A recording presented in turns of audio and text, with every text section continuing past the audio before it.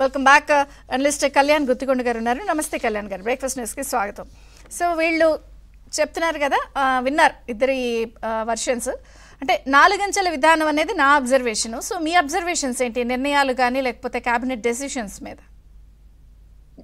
Good morning madam. ముందుగా మీకు ABN ప్రేక్షకులకి, అలాగే ప్యానెల్లో ఉన్న పెద్దలు జవహర్ గారికి, శ్రీనివాస్ గారికి అందరికీ గుడ్ మార్నింగ్ మేడం. మనం కనుక చర్చలోకి వెళ్ళబోయే ముందు మనం గత 5 ఏళ్ల ప్రభుత్వం కనుక తీసుకుంటే ఒక నినాదం గుర్తుకొస్తుంది మేడం. బేసికల్ గా రష్యా విప్లవ నేత లెనిన్ ఇచ్చిన నినాదం.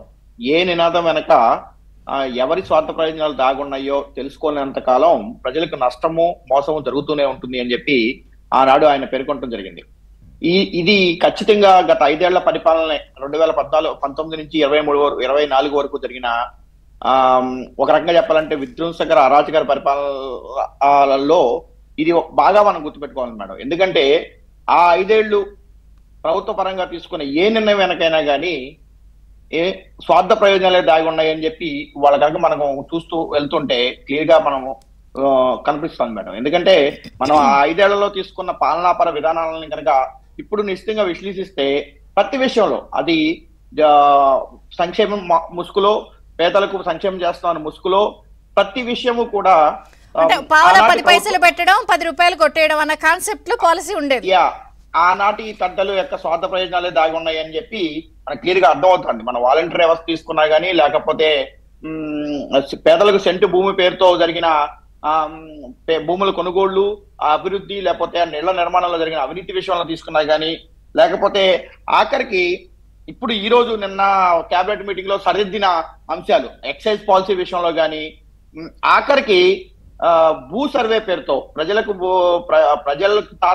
ముత్తాతల నుంచి వారసత్వంగా వచ్చిన ఆస్తులను వాటిని వివాదాస్పదం చేసే విధంగా భూ సర్వే పేరుతో, అలాగే సరిహద్దు రాళ్ల మీద గ్రానైట్ సరిహద్దు రాళ్లు వాడి వాటి మీద ఆనాటి ముఖ్యమంత్రిగా ఉన్న జగన్మోహన్ రెడ్డి బొమ్మ కోసం, దానికోసం 700 కోట్ల ప్రజాధనాన్ని ఖర్చు పెట్టారన్న విషయం చూసుకుంటే నిజంగా అది చాలా దురదృష్టకరం మేడం. వీటన్నిటిని మీరు చెప్పారు ఇందాక దాంట్లో ఇంట్రొడక్షన్ లోనే 4 ప్రధాన అంశాలు కనపడుతున్నాయి. దీన్ని ప్రక్షాళన చేసుకోవటం ఇప్పుడు ఈ 5 ఏళ్ల పాలన గాడిని పెట్టడం, రీబిల్డ్, ఏరివేత, నాకు అలా కనిపించింది. మీ అబ్జర్వేషన్స్ ఏంటి? ఇలాగే వెళ్తున్నట్టుగా అనిపిస్తున్నారు వీళ్ళు. ఖచ్చితంగా మేడం, అది అలాగే వెళ్తున్నారు. వెళ్ళాల్సిన పరిస్థితి కూడా ఉందా మేడం. ఎందుకంటే ఇది జరిగిన ఈ 5 ఏళ్ల విధ్వంసక పరిపాలనలో జరిగిన నష్టం అనేది మనకి పైకి కనిపించినంత కన్నా కూడా ఇంకా ఎక్కువగా ఉంది అని చెప్పి వాళ్ళ లోతుల్లోకి వెళ్తున్న కొద్దీ అర్థమవుతుంది మేడం.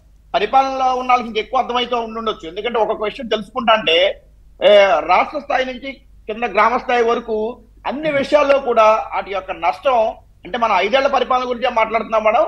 ఈ 5 ఏళ్ల పరిపాలన అనేది కనీసం ఒక 20 ఏళ్లు రాష్ట్రాన్ని వెనక్కి తీసుకువెళ్ళిపోయిందనే చెప్పడంలో మాత్రం ఎటువంటి సందేహం అవసరం లేదు మేడం. దీన్ని సరిదిద్దాల్సిన అవసరం, దీన్ని సరిదిద్ది గాడిన పెట్టి ఈ ప్రక్షాళన చేసుకుంటూ, అలాగే మీరు ఇందాక చెప్పారు, ఇందాక మన డిబేట్ లో కూడా పెద్దలు చెప్పారు, దుష్ట శిక్షణ శిష్ట రక్షణ, దీన్ని కూడా చేసుకుంటూ తప్పులు చేసిన అధికారుల్ని, లేకపోతే తప్పులు చేసిన ఆనాటి దాంట్లో బాధ్యులైన వారిని శిక్షించే విధంగా పకడ్బందీ ఏర్పాట్లు చేసుకుంటూ దాని యొక్క ఆధారాలు సేకరిస్తూ ఈ రకంగా ముందుకెళ్ళటం, వీటన్నిటికీ మించి ఒక హోప్ అనేది క్రియేట్ చేయటం ఒక ఆంధ్రప్రదేశ్ రాష్ట్రం మీద, ఇక్కడ ఉన్న ప్రజల్లో కానీ లేకపోతే బయట ప్రపంచానికి కానీ, ఇది ఆల్రెడీ సింకింగ్ షిప్ అనే దాని నుంచి బయటికి తీసుకొచ్చి మళ్ళీ ఇది లేదు, ఇది బౌన్స్ బ్యాక్ అవుతుంది, ఇక్కడ పెట్టుబడులకు కానీ వ్యాపార అవకాశాలకు కానీ ఎక్కువ అవకాశాలు ఉన్నాయి అని చెప్పి ప్రపంచానికి చాటి పెట్టుబడులు ఆకర్షించి తద్వారా ఇక్కడ ఉపాధి అవకాశాలు కానీ లేకపోతే ఆదాయాన్ని పెంచుకునే మార్గాలను కానీ పెంచుకోవాల్సిన ఒకటి కళ్యాణ్ గారు, ఇప్పుడు మద్యం ఆదాయం